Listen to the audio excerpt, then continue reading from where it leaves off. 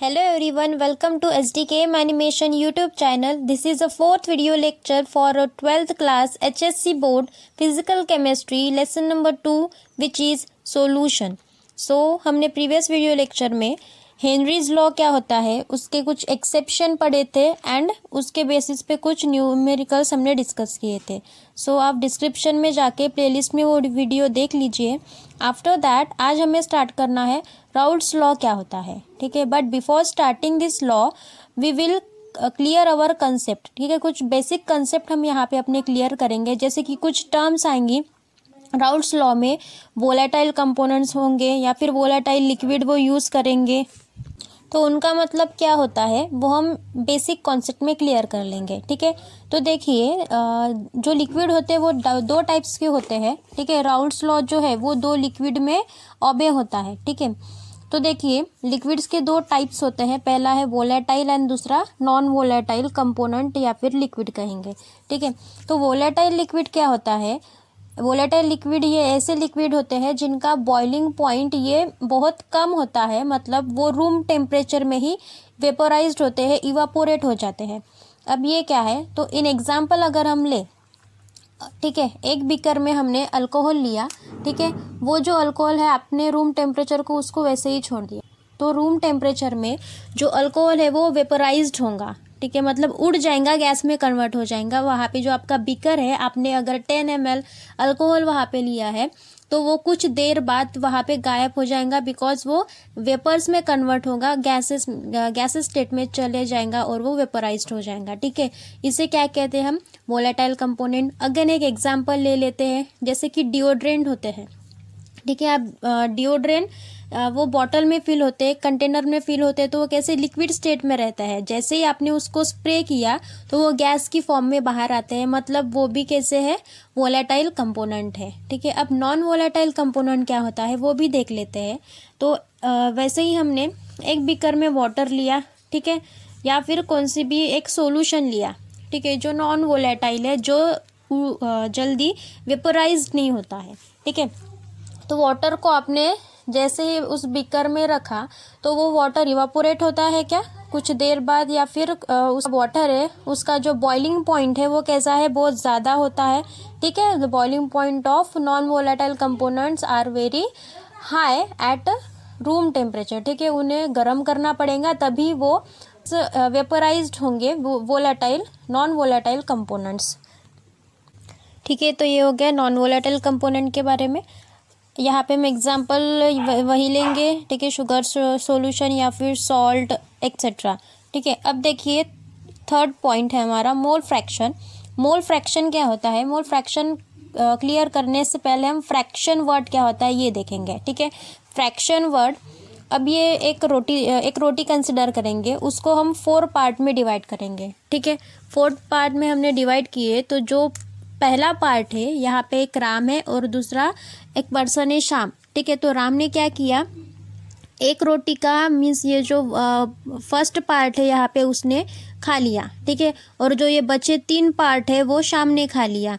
तो अब इसका फ्रैक्शन निकालो कि राम ने कितनी रोटी खाई और श्याम ने कितनी रोटी खाई. तो यहाँ पे हम इसका फ्रैक्शन कैसे लिखेंगे, देखो यहाँ पे 4 पार्ट है रोटी के. ठीक है, तो राम ने 4 पार्ट में से एक पार्ट खाया, तो इसका हम फ्रैक्शन क्या लिखेंगे, 1/4.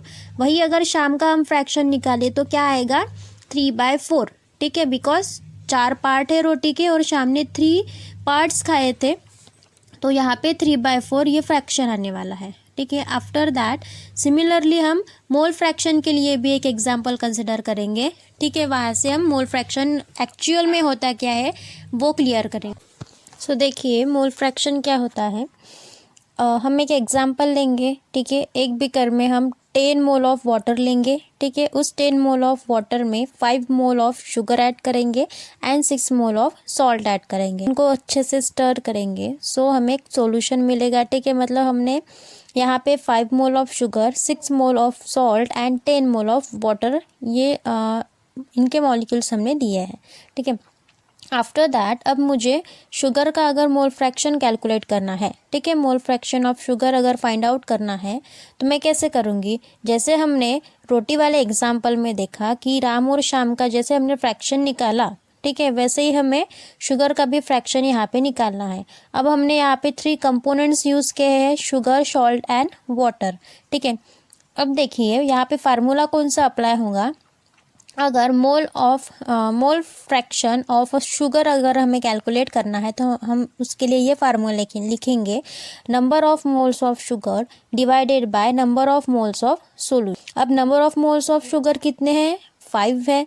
ठीक है, तो हम यहाँ पे क्या लिखेंगे, 5 मोल्स डिवाइडेड बाय, अब number of mole of solution है तो number of moles of solution में एक उसका नंबर कितना होगा, टोटल नंबर। तो सॉल्यूशन में क्या क्या प्रेजेंट है, शुगर है, सॉल्ट है एंड वाटर है।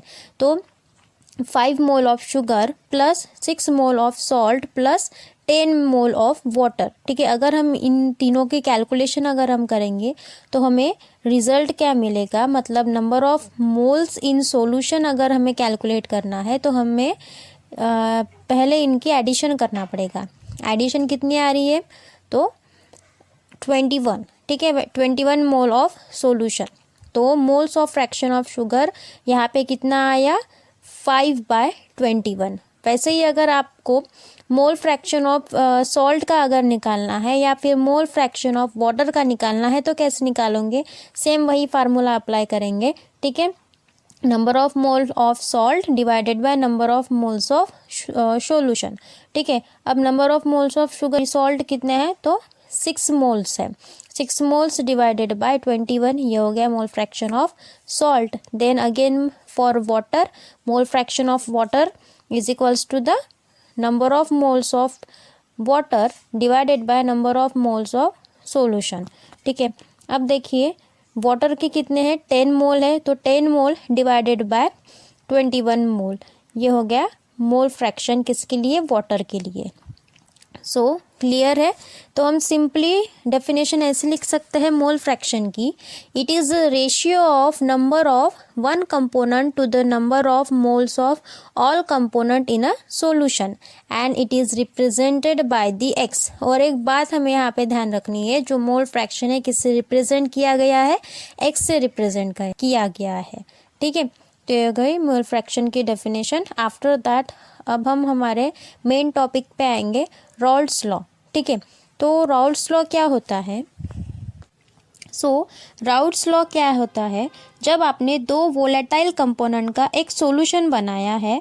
अब ये वोलेटाइल कंपोनेंट्स क्या होता है, तो हमने अभी थोड़ी देर पहले पढ़ा कि ऐसे कंपोनेंट्स जो जल्दी इवापोरेट होते हैं उन्हें क्या कहा था हमने, वोलेटाइल कंपोनेंट्स कहा था। ठीक है, मतलब उनका जो बॉइलिंग पॉइंट होता है वो कैसे होता है, कम होता है। हमने उन दोनों वोलेटाइल कंपोनेंट्स को मिक्स करके एक सॉल्यूशन बनाया है, तो उसमें जो या फिर इनके वेपर प्रेशर जो होते हैं, ठीक है, हर एक कंपोनेंट्स के there will be directly proportional to its mole fraction. ठीक है, वो क्या होते हैं, डायरेक्टली प्रोपोर्शनल होते हैं मोल फ्रैक्शन से। यही हमारा रॉल्स लॉ होता है। अब देखिए 2 कंटेनर कंसिडर करिए, दोनों कंटेनर के अंदर हमने component A1 and component A2 fill करना है। ठीक है, फिल कर दिया हमने। आफ्टर दैट ये हमें रिक्वायर्ड है कि जो हमारे कंपोनेंट्स है वो कैसे होने चाहिए, वोलेटाइल इन नेचर होने चाहिए। And their individual pressure of component A1 is P1 not and component A2 is P2 not. जो P1 है मीन्स P1 नॉट है एंड P2 नॉट है, ये कंपोनेंट्स के प्योर फॉर्म के वेपर प्रेशर है। ठीक है, और जब हमने दोनों को मिक्स करके एक सॉल्यूशन बना दिया तो कंपोनेंट A1 का प्रेशर P1, ये क्या मतलब एक फार्मूला क्रिएट करता है। ठीक है, vapour pressure P1 is equals to the P1 not into X1। अब P1 नॉट क्या है, ये partial pressure in pure form of the component and X is a mole fraction of component. वही A2, ठीक है, A2 जो है उसका जो वेपर प्रेशर है मीन्स P2 हमने कंसिडर किया है। P2 इज इक्वल्स टू क्या मिल रहा है हमें यहाँ पे, P2 not into X2। P2 means vapor pressure in pure form of component A2 and X2 is a mole fraction of the component A2. ठीक है, after that जब आप सॉल्यूशन का टोटल प्रेशर निकालते हैं, अभी हमने ये किसका प्रेशर निकाला है, इंडिविजुअल कंपोनेंट्स का निकाला है, ठीक है। कंपोनेंट A1 एंड A2 हमने कंसिडर किया था, उसका हमने प्रेशर निकाला है P1 एंड P2, और अब हमें टोटल प्रेशर निकालना है जब सॉल्यूशन, अब ये हमने कंपोनेंट P1 एंड P2 को मिक्स किया था, ठीक है, तो वहाँ पे उनका सॉल्यूशन का फॉर्मेशन हो गया। तो उस सॉल्यूशन का अगर हमें टोटल प्रेशर निकालना है तो हम क्या करेंगे, जो हमारे पार्शियल प्रेशर है मीन्स P1 एंड P2, इनकी एडिशन करेंगे। तो हम ऐसे कह सकते हैं there will be the total pressure is equals to the sum of the partial pressure, ठीक है। फिर sum of the partial pressure means हम लिखेंगे P total is equals to P1 plus P2, ठीक है। जब हम P1 प्लस P2 ये लिखते हैं तो यहाँ से एक थ्योरी हमें याद आती है किसकी, डाल्टन की, कि डाल्टन ने हमें बताया था जो प्रेशर होता है मीन्स टोटल प्रेशर हम जब कैलकुलेट करते हैं तो वो किसके बराबर होते हैं या फिर किसकी सम की बराबर होते हैं, तो सम ऑफ द पार्शियल प्रेशर। तो पार्शियल प्रेशर क्या है हमारा, P1 एंड P2, तो हमने यहाँ पे उनकी एडिशन कर दी, सो हमें P टोटल मिला। अब P1 की वैल्यू क्या लिखी है हमने यहाँ पे, x1 P1 not plus x2 P2 not, ये हो गई P2 की value. So equation number 2। Then after that again एक टर्म हमें यहाँ पता होनी चाहिए कि जो मोल फ्रैक्शंस होते हैं, ठीक है, मोल फ्रैक्शन, इनकी जो सम होती है वो 1 आती है, ठीक है। We know that the sum of mole fraction is 1। अब x1 है और x2 है, ये दो मोल फ्रैक्शन है, इनकी एडिशन कितनी आएंगी, 1। So x1 plus x2 is equals to 1। और अब हमें हम या तो यहाँ से x1 की भी वैल्यू निकाल सकते हैं या फिर x2 की भी वैल्यू निकाल सकते हैं। तो हम यहाँ से x1 की वैल्यू निकालेंगे, x1 is equals to 1 minus x2, ठीक है, ये हम ऐसे लिख सकते हैं। आफ्टर दैट अब इक्वेशन में आइए, p is equals to x1 की जगह हमने उसकी वैल्यू पुटअप कर दी, तो क्या आ गया, 1 minus x2 into P1 not plus x2 P2 not, ठीक है। अब P1 नॉट को हम मल्टीप्लिकेशन करेंगे इस ब्रैकेट से, मल्टीप्लाई करने के बाद हमको क्या मिला, P1 not minus P1 not into x2 plus x2 P2 not, ठीक है। आफ्टर दैट अब यहाँ पे देखो, हम यहाँ से x2 को कॉमन निकाल सकते हैं, तो हम कॉमन निकालेंगे, जो P1 नॉट x2 है एंड x2 P1 नॉट है, यहाँ से हम निकालेंगे x2 को कॉमन। सो हम इसको ऐसे लिख सकते हैं इस टर्म को, x2 P2 not minus x2 P1 not plus P1 not, okay. So P is equals to या फिर P total is equals to P2 not minus P1 not into x2 plus P1, ये हो गया formula according to Raoult's law. इसको ही हम क्या कहते हैं, राउल्ट्स लॉ का एक्सप्रेशन या फिर डेविएशन, ठीक है। अब हम देखेंगे graphical representation of Raoult's law, ठीक है।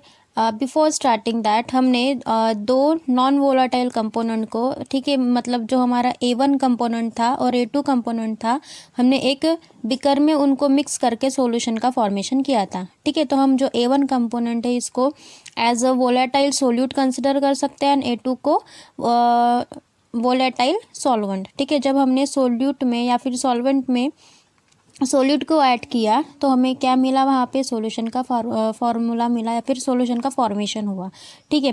तो देखिए अब हम ग्राफिकल रिप्रेजेंटेशन पढ़ेंगे, बट बिफोर स्टार्टिंग दैट हमने कुछ फार्मूलाज डिराइव किए थे, ठीक है, राउल्ट्स लॉ के अनुसार। तो जो पहला था P1 is equals to P1 not into x1, ठीक है। फिर दूसरा था P2 is equals to P2 not into x2 and last था P टोटल और PT is equals to P2 not, ठीक है, in bracket P2 not minus P1 not into x2 plus P1 not, ठीक है। तो ये फार्मूला हमने पढ़े थे। अब देखिए आपको ये इक्वेशन दिख रहा है, फर्स्ट वाला क्या है, P1 is equals to P1 not into x1, ठीक है। सो आपको अब पता होना चाहिए कि ये जो इक्वेशन है किसको रिसिम्बल कर रहा है, तो y is equals to mx plus c equation को ये रिसेंबल कर रहा है, जो कि ये y is equals to mx plus c ये एक स्ट्रेट लाइन होती है, ठीक है, जो ओरिजिन से पास होती है। अब देखिए, अगर हमें यहाँ पे ग्राफ बनाना है इस इक्वेशन का, कौन सी equation, P1 is equals to P1 not into x1, तो यहाँ पे अगर हमने x1 की जो वैल्यू है, ठीक है, 0 कंसिडर की, तो जो हमारा P1 नॉट है वो भी क्या हो जाएगा, 0 हो जाएगा। क्यों 0 हो गया यहाँ पे, बिकॉज जो x1 क्या है, P1 के मल्टीप्लिकेशन में है, तो मल्टीप्लिकेशन में कौन सी भी टर्म होती है तो वो क्या होती है, फिर 0 हो जाती है। वही अगर हमने x1 की वैल्यू 1 कंसिडर करी, तो 1 कंसिडर करने के बाद जो हमारा P0 मिलेगा वो क्या होगा, P1 नॉट ही मिलेगा, मतलब भी वहाँ पे 1 मिलेगा, ठीक है, मल्टीप्लिकेशन में है, तो अगर x1 1 है तो P0 1 या फिर P1 नॉट, ये भी P1 नॉट हमें यहाँ पे मिलेगा, ठीक है, उसके इक्वल्स में। अब देखिए, अगर हमने इसका ग्राफ प्लॉट किए तो देखो, 0 means x is equals to, यहाँ पे 0 है, ठीक है, तो x इज इक्वल्स टू 0 से x इज इक्वल्स टू 1 की तरफ हम अगर जाएंगे, ठीक है, उनकी बाउंड्री लाइन जो है मोल फ्रैक्शन की, वो x इज इक्वल्स टू 1 तक ही सीमित है, तो यहाँ पे मोल फ्रैक्शन 1। अब जहाँ पे मोल फ्रैक्शन 1 आया वहाँ पे हम प्रेशर भी लिखेंगे, जो हमारा पार्शियल प्रेशर है, ठीक है, तो यहाँ पे हमने कंसिडर करते हैं कि यहाँ पे P1 नॉट ये पार्शियल प्रेशर है। Minus x is equals to 0 से हम ये स्ट्रेट लाइन ड्रॉ करेंगे P1 नॉट तक, ठीक है, तो ये हो गया हमारा फर्स्ट इक्वेशन का ग्राफिकल रिप्रेजेंटेशन। अब सेकंड इक्वेशन देखिए, P2 equals to P2 not into x2, ठीक है, ये भी कैसे है, एक स्ट्रेट लाइन की तरह, मीन्स जो हमारा y is equals to mx जो इक्वेशन है, जो कि एक स्ट्रेट लाइन होती है एंड वो ओरिजिन से पास होती है, वही इक्वेशन को रिसेंबल करता है, कौन, P2 is equals to P2 not into x2, ठीक है। अब देखिए यहाँ पे वही हम अगर कंसिडर करेंगे, put x2 is equals to 0 and x2 is equals to 1, ठीक है, ये दो टर्म हम कंसिडर करेंगे। अगर x2 आपका 0 हो गया तो आपका जो P2 नॉट जो वैल्यू है वो भी 0 हो जाएंगी, एंड अगर x2 1 रहा तो P2 not is equals to हमें P2 नॉट ये मिलेगा, ठीक है। तो अगर हम ग्राफ में अगेन देखें तो यहाँ पे देखो, x2 इज इक्वल्स टू 0 लिखा है हमने, तो x2 इज इक्वल्स टू 0, मतलब अब हम ऐसे वापस आएंगे, ठीक है, x2 is equals to 0 to x2 is equals to 1, यहाँ पे लिखा हमने ओरिजिन में, ठीक है, ये दो ओरिजिन है और दो ओरिजिन में हमने लिखा। अब after that P2 is equals to 0 आ रहा है, कहाँ पे, x2 इज इक्वल्स टू 0 है उस पॉइंट पे, ठीक है, तो x2 इज इक्वल्स टू अगर हमने 1 कंसिडर किया तो जो हमारी P2 है वो आपको यहाँ पे मिलेगा इस पॉइंट पे, ठीक है, तो P2 नॉट इस पॉइंट पे हमें, अब हम यहाँ से x2 से P2 नॉट की तरफ एक स्ट्रेट लाइन ड्रॉ करेंगे, तो ये एक हो गया graphical representation of second equation. अब देखिए last equation means P total अगर हमें कैलकुलेट करना है, तो ये जो हमें पार्शियल प्रेशर मिले यहाँ पे P2 एंड P1, ठीक है, इनमें जो डिस्टेंस रहेगा, ठीक है, जो वैल्यू होंगी ये होगी आपकी टोटल प्रेशर की वैल्यू, ठीक है। तो ये हो गया आपका graphical representation of the Raoult's law. After that हमें अब तक तो हमने जो राउल्ट्स लॉ किसके लिए पढ़ा था, लिक्विड्स के लिए, जो वोलेटाइल लिक्विड्स थे उनके बेसिस पे हमने ये इक्वेशंस निकाले। अगर यही अगर राउल्ट्स लॉ हमने गैसेस के ऊपर अप्लाई किए तो हमें कौन से इक्वेशन फाइंड आउट होंगे, अब हम ये देखेंगे। तो देखिए, the composition of vapours in equilibrium with the solution can be determined by the Dalton's law of the partial pressure, ठीक है। अब देखिए फॉर गैस के लिए हम कंसिडर करेंगे क्या है यहाँ पे, late P1 is equals to, अभी हम यहाँ पे कंसिडरेशन करेंगे, ठीक है, एक हमने कंस्टिट्यूएंट लिया है, ठीक है, और उसका नेम हम कंसिडर करेंगे B1, ठीक है। अब B1 ये क्या हो गई हमारी, ये गैस हो गई, तो B1 गैस हमने कंसिडर किया है एंड B2 गैस हमने कंसिडर किया है, ठीक है। अब राउल्ट्स लॉ को हमें गैसेस के लिए अप्लाई करना है, तो इसका हमने पार्शियल प्रेशर लिया है P1 okay, so P1 is equals to partial pressure of P1 gas and P2 क्या है यहाँ पे, partial pressure of B2 gas. और P देखो यहाँ पे क्या रिप्रेजेंट कर रहा है, टोटल प्रेशर।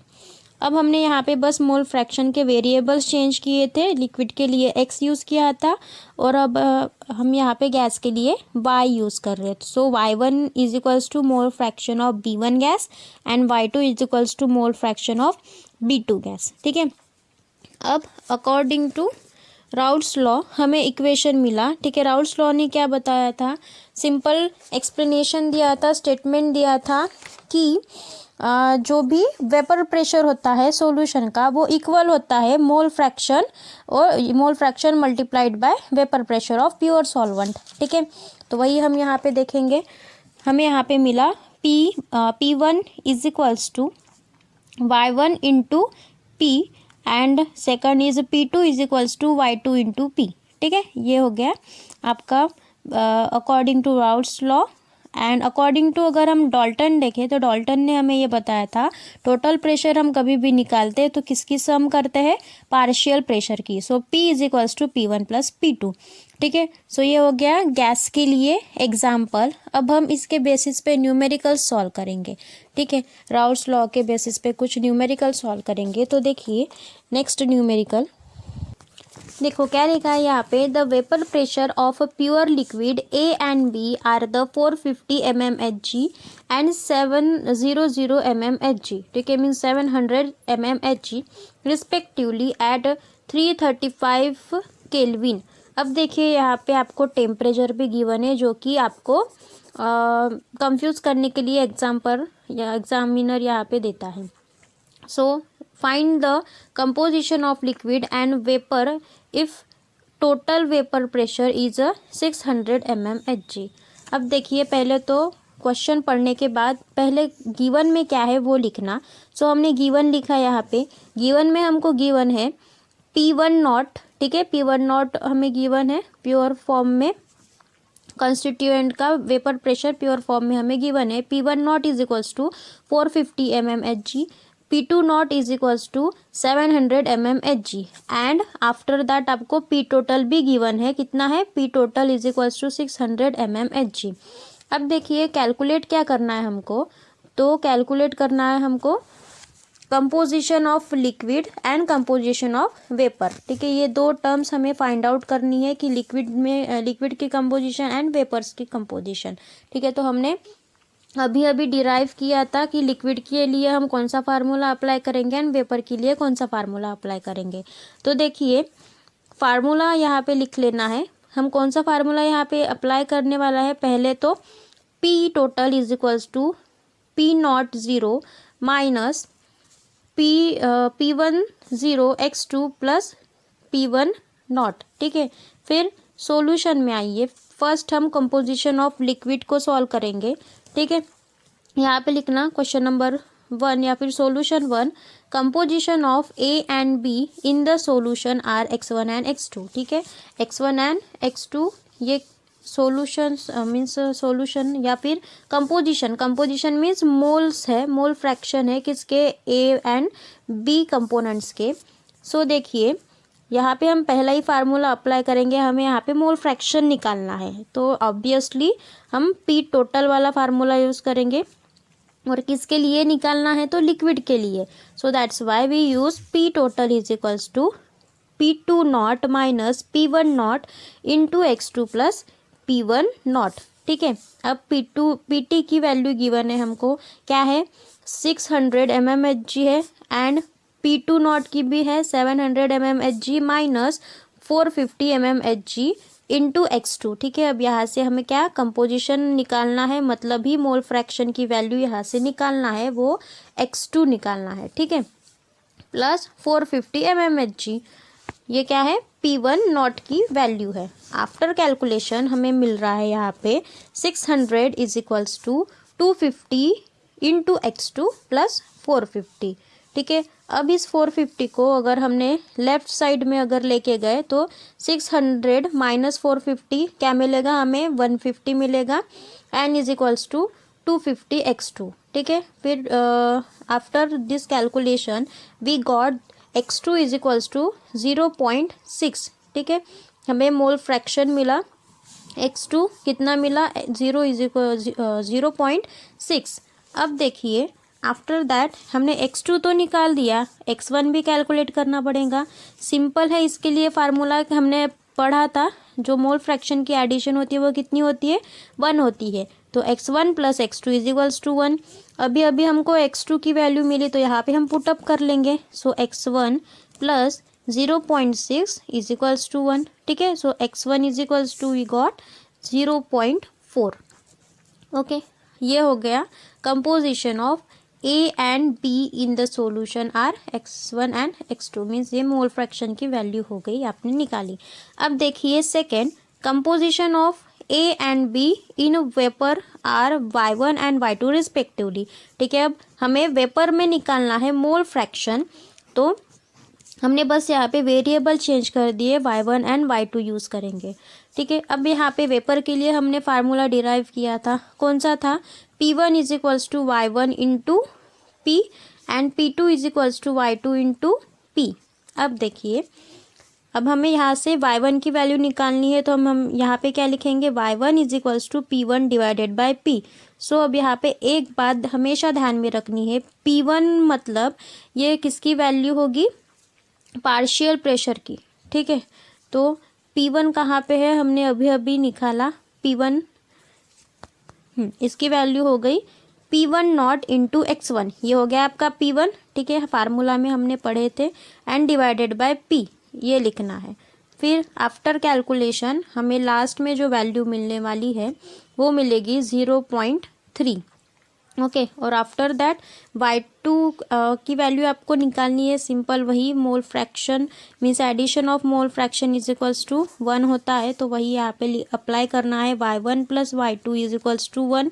यहाँ पे y1 की वैल्यू पुटअप कर देनी है, y2 की वैल्यू यहाँ से निकलेंगी, वो आ रही है आपकी 0.7। सो ये हो गया numerical based on Raoult's law. If you any queries or doubts, so let me know in comment section। and आज के लिए बस इतना ही। So if you like this video, so please like, share and subscribe।